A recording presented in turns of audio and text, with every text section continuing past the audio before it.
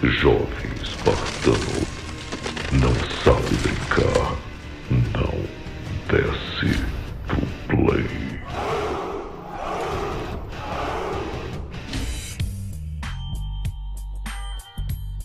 Fala espartanos, grande prazer em ver vocês aqui novamente. Descansou do final de semana? Não. Se prepara que segunda-feira, pura quarentena, já começa com bomba. Antes de começar esse vídeo, eu quero deixar muito claro aqui, essas são todas declarações de um programador engenheiro de um dos maiores estúdios dos exclusivos do Xbox One nessa geração de consoles, inclusive do estúdio que protagonizou o título, que de acordo com a galera do Xbox, inclusive os fanboys, é o jogo de melhor gráfico da geração e que vários outros copiaram ele, hein? Eu acho que vocês sabem de quem que a gente está falando, né? É esse jogo aí que você pensou mesmo. Então, o engenheiro, programador desse estúdio que é responsável por esse game que é tão aclamado no Xbox, veio a público dar uma entrevista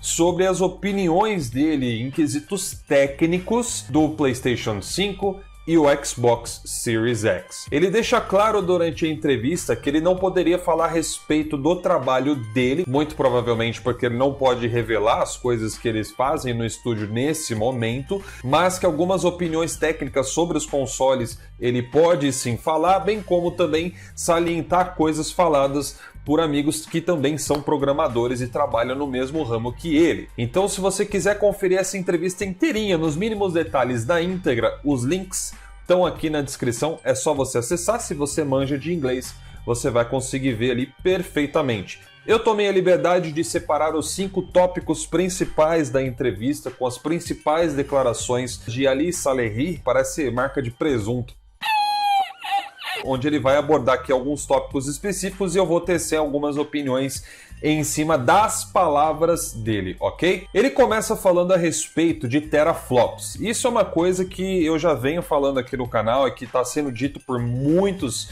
desenvolvedores, principalmente em relação ao Series X e o PlayStation 5, que muita gente se confunde, né, na hora de falar de teraflops. Um grande exemplo é o pessoal que comenta, né, mas olha só, o Series X ele tem 1.6, 8 teraflops a mais que o PlayStation 5, ou seja, ele tem a potência de um PlayStation 4 a mais que o PlayStation 5, né? Como se isso fosse grande coisa perante as arquiteturas que estão sendo faladas, né? E é justamente sobre isso que ele aborda aqui na entrevista, e ele explica que você olhar apenas para o número de teraflops pode ser uma coisa perigosa. Por exemplo, nesse caso, o teraflop ele representa o poder máximo da GPU do Series X e do PlayStation 5, mas ele também explica que existem outros elementos por detrás dessas GPUs, por detrás desses motores que impulsionam todo o resultado. Então, se algum desses elementos não funcionar corretamente, nas palavras aqui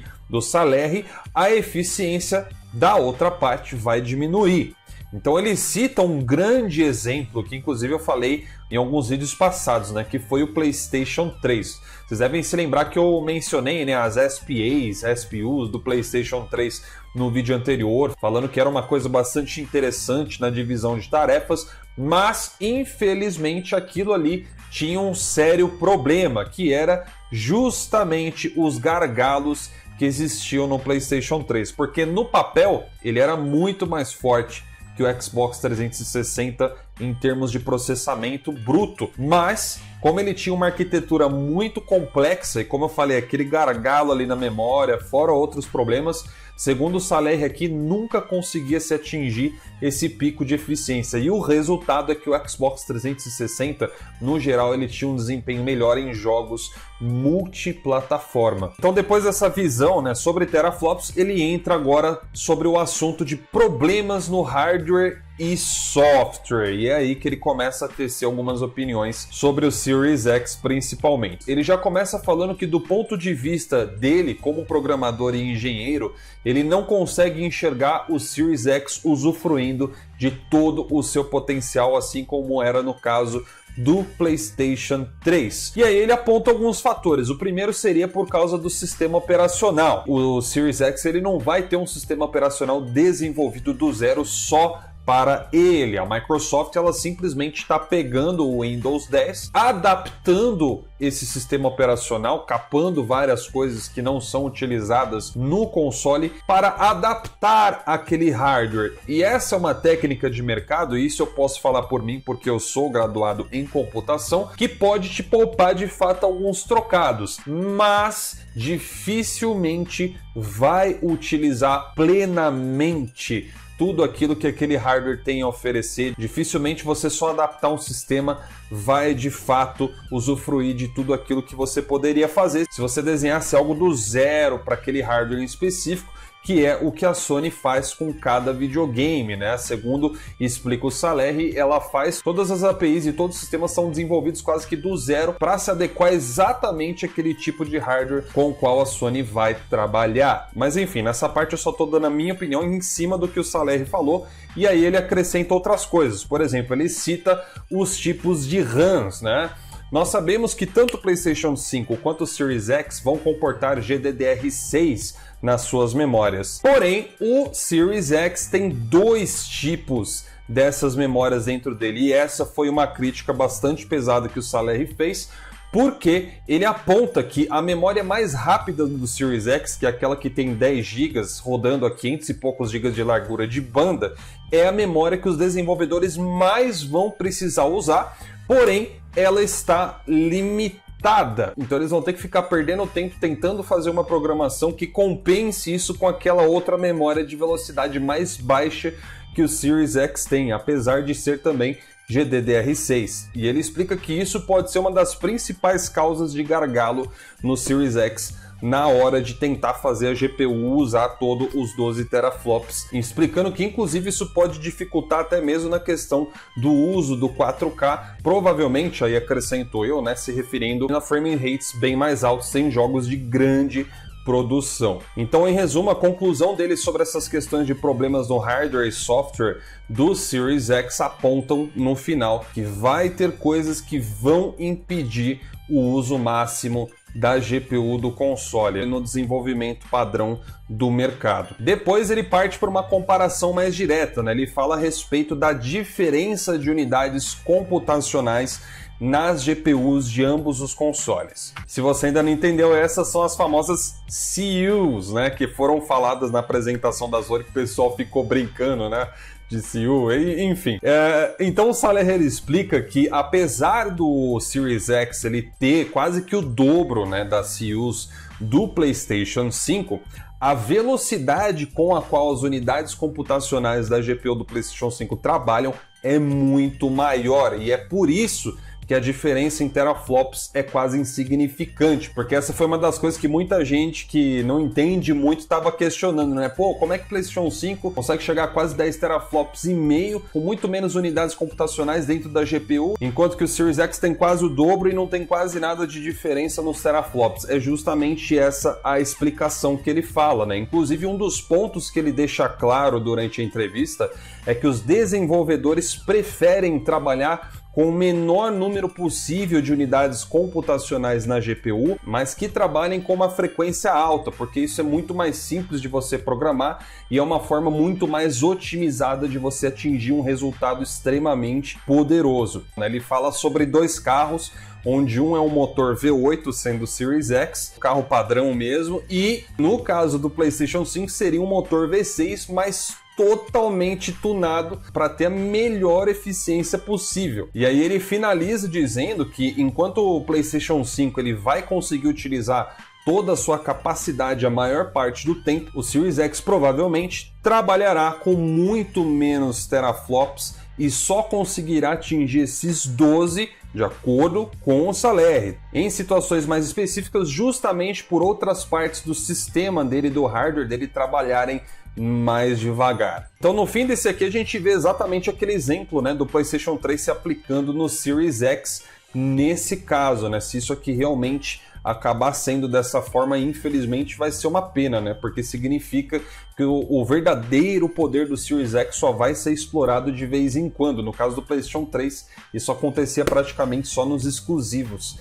infelizmente. Mas enfim, aí ele chega na penúltima parte dos pontos aqui destacados, que é sobre a tecnologia de boost e fluidez. Então o Saler ele começa afirmando que, na opinião dele, como um desenvolvedor, a Sony fez a escolha certa, porque não tem necessidade de você deixar os componentes travados ali no máximo o tempo inteiro. Então ele explica que, por exemplo, existem cenas e procedimentos nos games em que um não é usado e o outro é. Um grande exemplo é a tela de loading. Ele explica que a tela de loading dos jogos não usa GPU nenhuma, quase, só usa lá a CPU. Então não tem necessidade de você ficar lá com a GPU no máximo o tempo inteiro, se você só está utilizando a CPU. E da mesma forma que quando chega em uma cena onde o rosto do personagem está muito focado, ele explica que ali é a GPU quem trabalha de fato. A CPU praticamente não faz nada nesses momentos, o que mostra que não há necessidade de que você fique sempre travado ali no máximo da sua potência o tempo inteiro. E ele explica que isso é uma grande vantagem do ponto de vista de programação para o PlayStation 5. Um outro ponto que ele também exalta, né, nessa fluidez toda é justamente sobre aquela feature do Xbox de abrir vários jogos suspensos, né? Você ter vários jogos suspensos e abrir qual você quiser naquele momento. E ele até enaltece, né? Porque é uma feature interessante, leva de 5 a 6 segundos para abrir um outro jogo que estava suspenso, que é muito bacana, mas ele fala que devido à eficiência do PlayStation 5, o que o Xbox leva de 5 a 6 segundos para fazer no PlayStation, isso aconteceria em menos de 1 segundo. E aí, por último, na entrevista, ele é perguntado, né, sobre qual console ele considera melhor do ponto de vista dele como um desenvolvedor, um engenheiro, um programador de games. E aí ele diz basicamente o seguinte, que ele não acredita que se pode encontrar um programador que diga que o Series X tenha uma vantagem em cima do PlayStation 5 por esse ponto de vista.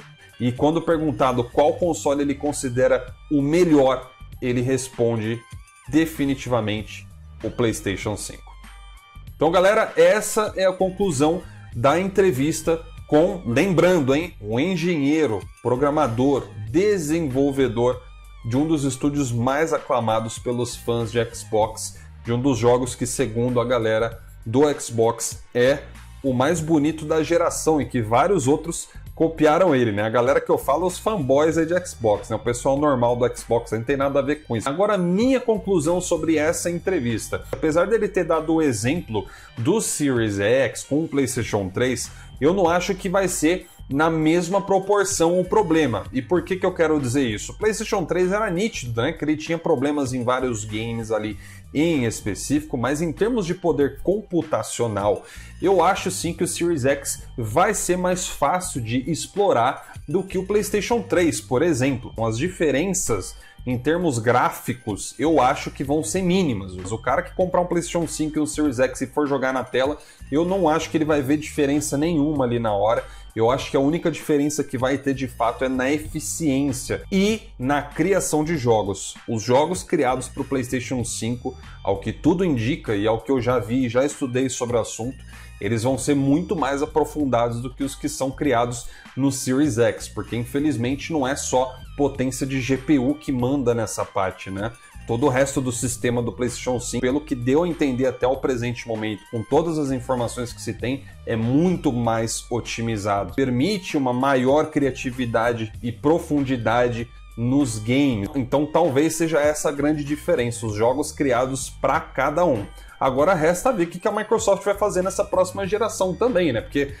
Porque pensa só, se realmente já tiver essa desvantagem e a Microsoft ainda continuar investindo naqueles joguinhos meio boqueta que ela andou fazendo aí nesses últimos anos, vai ficar muito difícil realmente você conseguir comparar os dois em termos de qualidade. Então vamos torcer aí, desejo toda a sorte aí para a Microsoft, que ela venha trazer bons games nessa próxima geração, como ela fez com o Xbox One até meados aí de 2016, né, quando ela tinha umas lineups melhores, porque eu particularmente me divirto muito com muitos jogos que a Microsoft faz também, então eu torço para uma excelência, até porque a Sony precisa Até porque a Sony, a gente sabe que ela tem a tendência de ser arrogante, né? Então precisa ter uma concorrência ali, precisa ter alguém pegando no pé dela para ela manter ali na linha e não desandar também. Então, enfim, quem ganha com tudo isso somos nós, gamers dessas plataformas. E se você gostou desse vídeo, relembro você, deixa o seu like, se inscreve aqui no canal e eu vejo você na próxima.